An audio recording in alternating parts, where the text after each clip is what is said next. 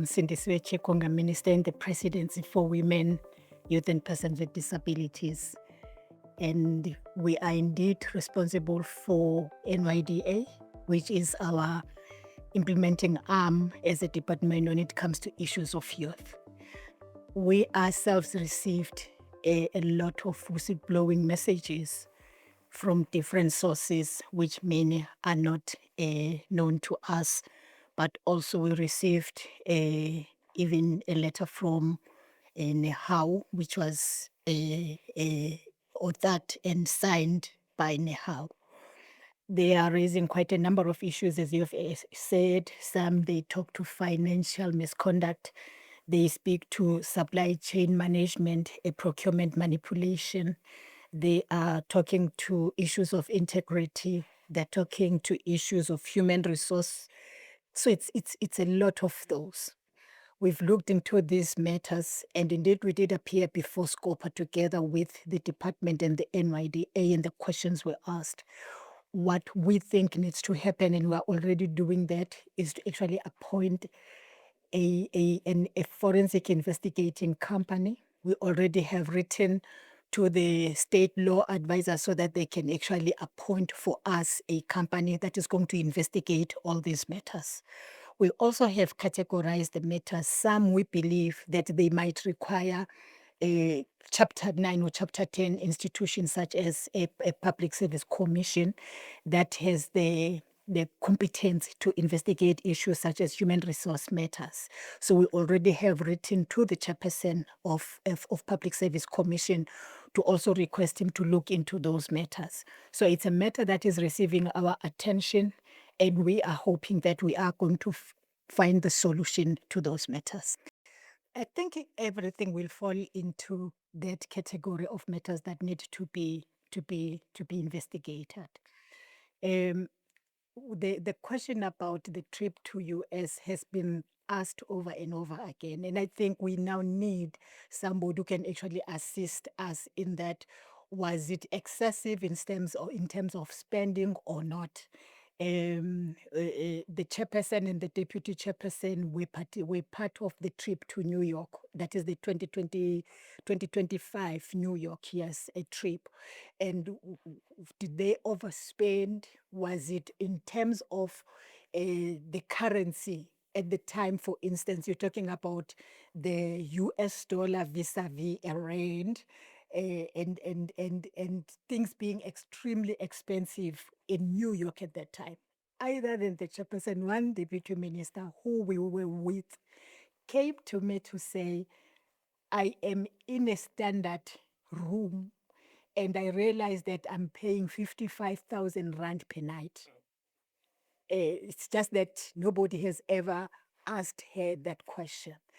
And that is the rate at the time when you have events such as CSW and any other UN assembles or activities in any of the countries. You go to London, it will be the same thing. You go to New York, it will be the same thing. Even the rates that we ourselves pay, they get negotiated. And therefore is the issue that I believe it does require, to some extent, investigation, so that they probably, if there was any excessive use of resources, it can then not be done in future. We were there part of this year as well. The chairperson traveled alone. To some extent, it doesn't help that much, because you still need, as the chairperson, a technical person to support you, because she's not technical, or the deputy chairperson or any member of the board. They will still need the support of technical people, so that you maximally use the opportunity of being in New York and having the whole world being there. And therefore, anyone you want to interact with, anyone you want to enter into an agreement with, anyone you want maybe to benefit from, there you are, you have them there. And I think maybe one other thing that we've not looked into is to say, coming back from New York in 2005, what did we bring back to the country? Was it worth or not worth it? We came there with the Code a project that is worth many millions of rands. And we negotiated that with UN, and I can probably explain it because we'll be launching it soon. And I think it's one other question that is out there. And under Code Foundation, it is a global technical movement.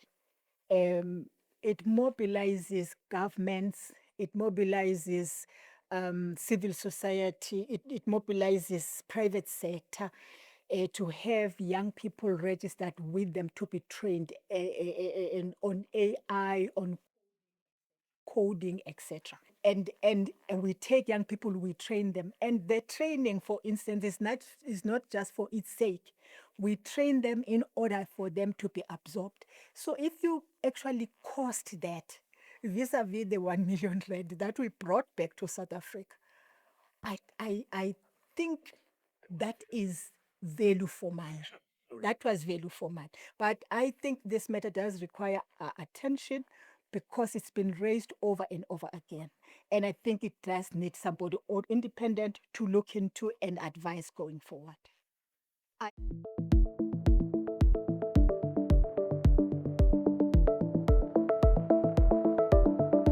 Chair, you've recently taken, I think it was in court yesterday, you've taken a reporter a gagging harassment order.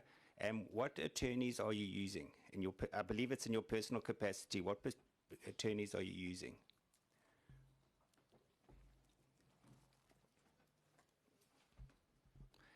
Can you answer that question? Yes, Chair.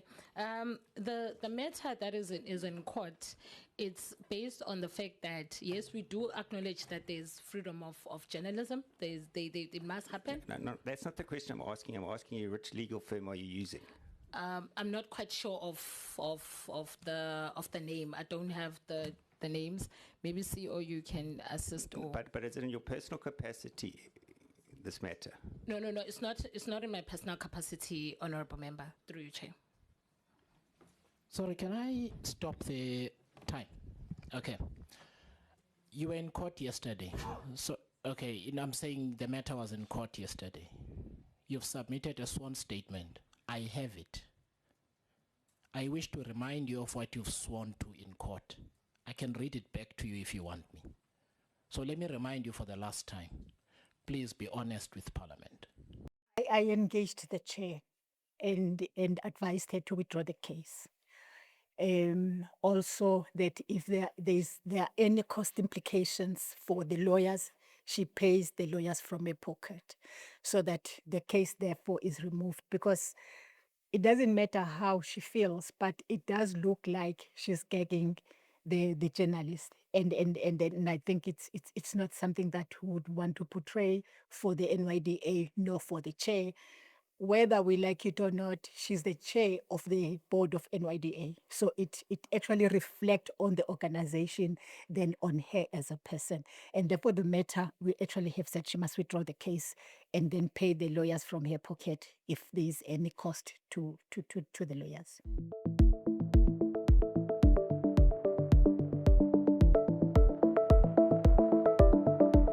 We are a government, and NYDA is a government-owned entity.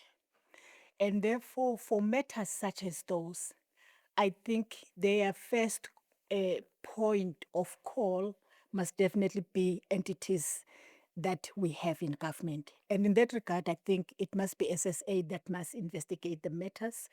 If there is any concern that maybe information is leaking and they are not very sure as to whether people are being bugged, etc., that is the work of the State Security Agency. And therefore, I intend writing to the Minister of SSA to request that they actually intervene in that regard, so that we get a clear answer as to whether there are issues that require that. Then, of course, we're going to get the report from them. I think the matter indeed is receiving investigation.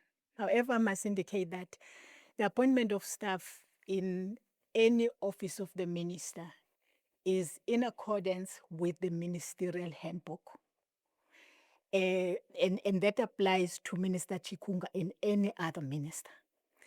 And the issue of secondment of staff is also in terms of the Public Service Act and Public Service Regulations. And any minister will appoint staff, and when they are reshuffled or moved to another department, they will always wish to move with their staff, and the secondment becomes that lever, that weapon that they can actually use to move with their staff. I was deputy minister at the Department of Transport. And in 2019, I was moved to the Department of Public Service and Administration. We moved from the Department of Transport with the staff to the Department of Public Service and Administration itself. And we were there through secondment. And from the Department of Public Service and Administration, we went back to transport. From transport, we came to Department of Women through secondment again. So it's something that is there which ministers use as and when they get reshuffled. Probably the reshuffling is not as common as it was in the past, but it has always been something that ministers use, even when reshuffling was happening every 6 months or every year, etc., etc. Ministers will move with their staff through secondment, and I can't find anything that is untoward in that regard. And I think any other minister will use that as means and a measure that they actually can use to move with staff. So that is the issue that is being investigated, and we are most likely to receive response as to whether there's anything. For positions that get advertised, I think anybody who is employed in the public service has a right to apply. It doesn't matter where they are. We receive applications from ministers' staff in other departments when we advertise any post.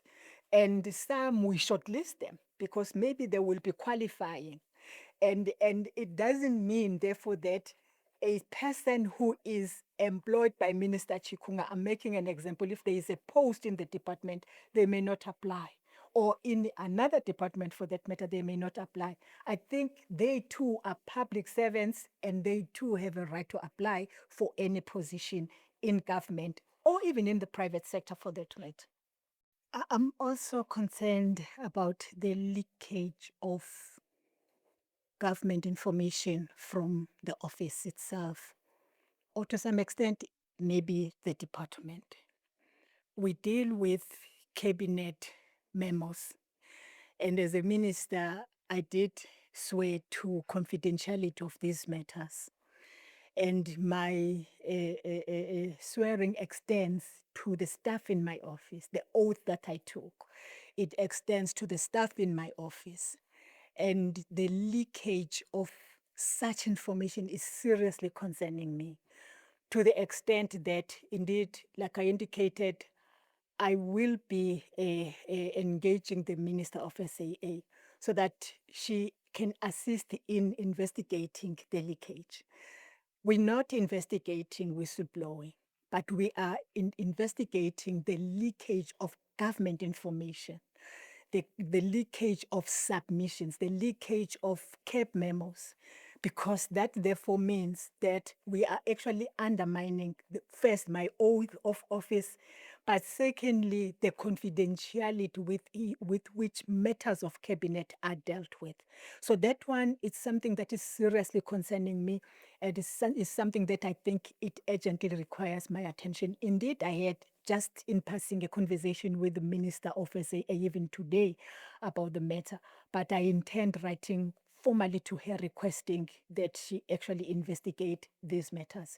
Because then what he was saying is that from my office, we might as well have cabinet meetings being open to everybody and not being confidential if there's such. So that is my serious concern, because it actually talks to the work that I'm doing. It talks to the oath of office that I took, which extends to every member of staff in my office, and to some extent to the department itself, because some of the cabinet documents get prepared by the department, and they can't be leaked and be sent out, because that actually talks to issue of confidentiality.